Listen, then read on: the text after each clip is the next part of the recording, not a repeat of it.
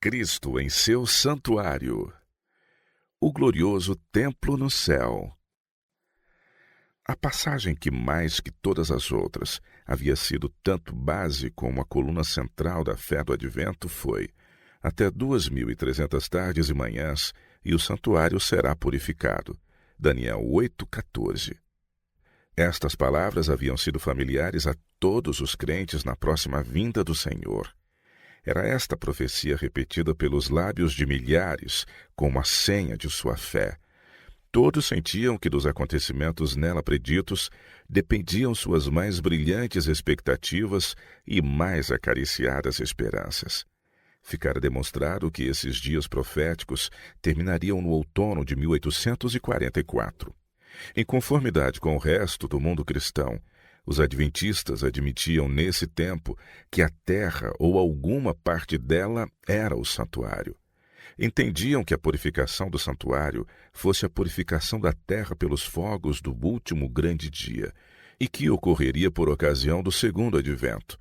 Daí a conclusão de que Cristo voltaria à terra em 1844. Mas o tempo indicado passou e o Senhor não apareceu. Os crentes sabiam que a palavra de Deus não poderia falhar. Deveria haver engano na interpretação da profecia.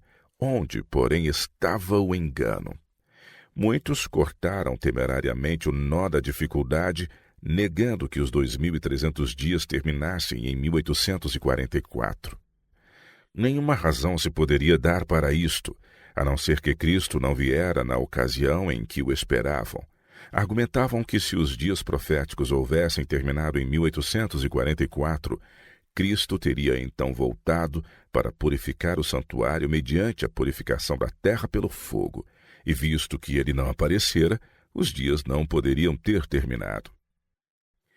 Integridade dos períodos proféticos. Aceitar esta conclusão equivalia a renunciar aos cômputos anteriores dos períodos proféticos.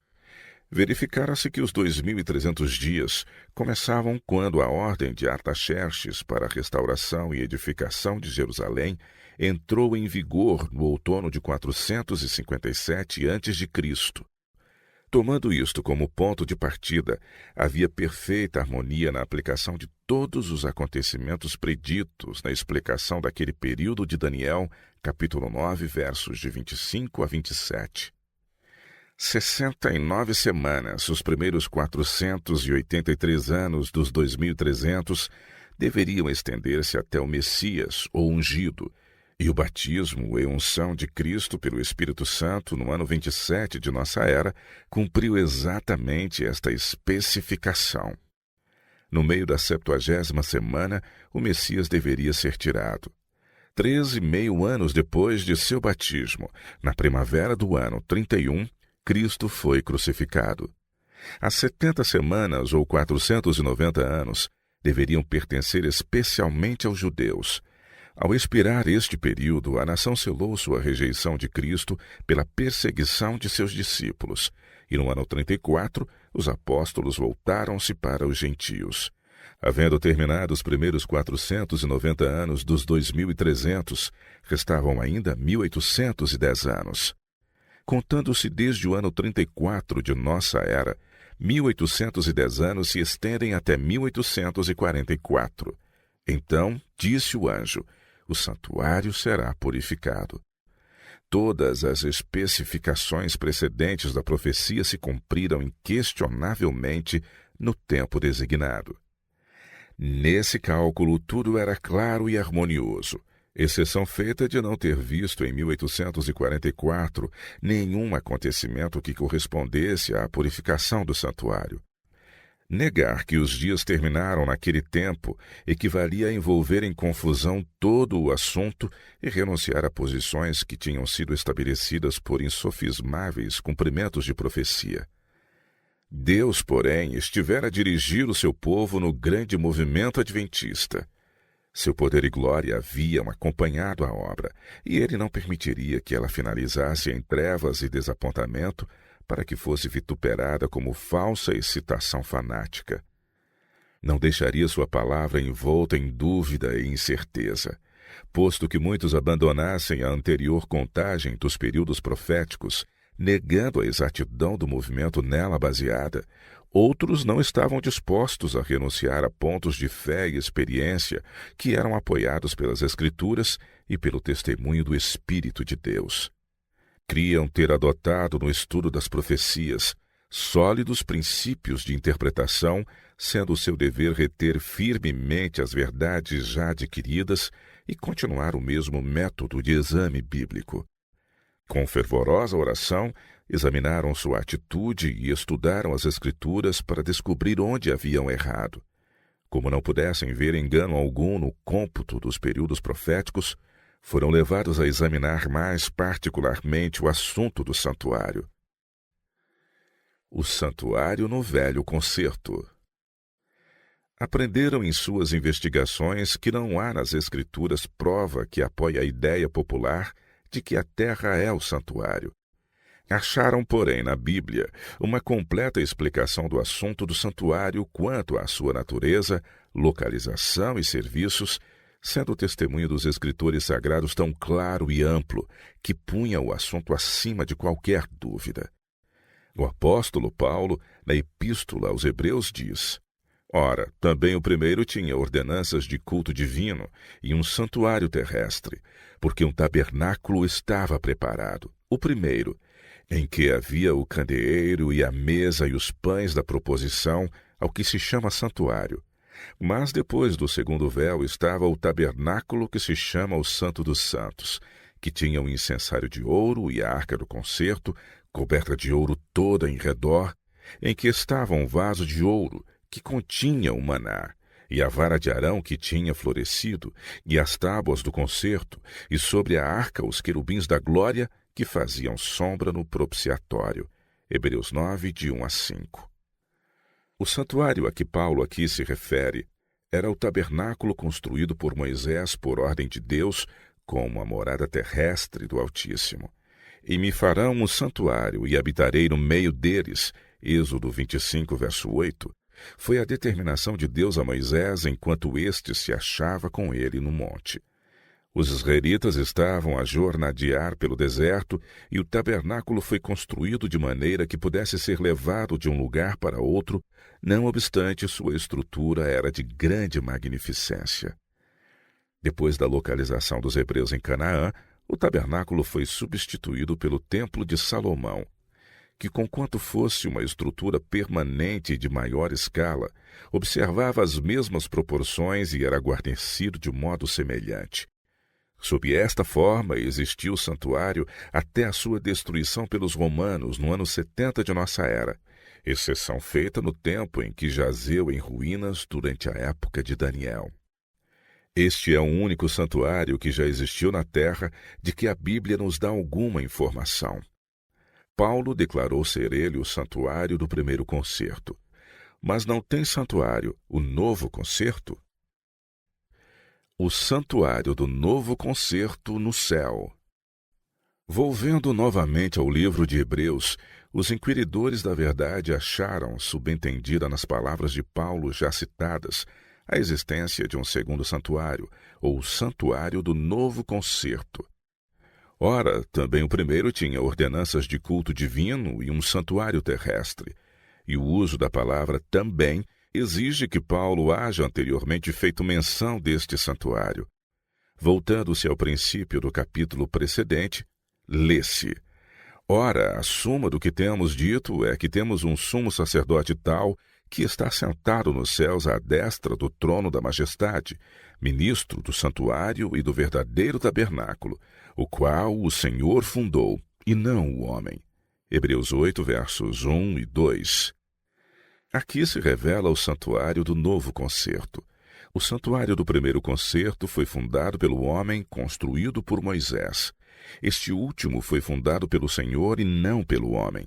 Naquele santuário, os sacerdotes terrestres efetuavam o seu culto. Neste, Cristo, nosso sumo sacerdote, ministra à destra de Deus. Um santuário estava na terra, o outro no céu. Demais, o tabernáculo construído por Moisés foi feito segundo um modelo. O Senhor lhe ordenou: conforme a tudo o que eu te mostrar para modelo do tabernáculo e para modelo de todos os seus vasos, assim mesmo o fareis. E novamente foi dada a ordem: atenta, pois, que o faças conforme ao seu modelo, que te foi mostrado no monte. Êxodo 25, versos 9 e 40.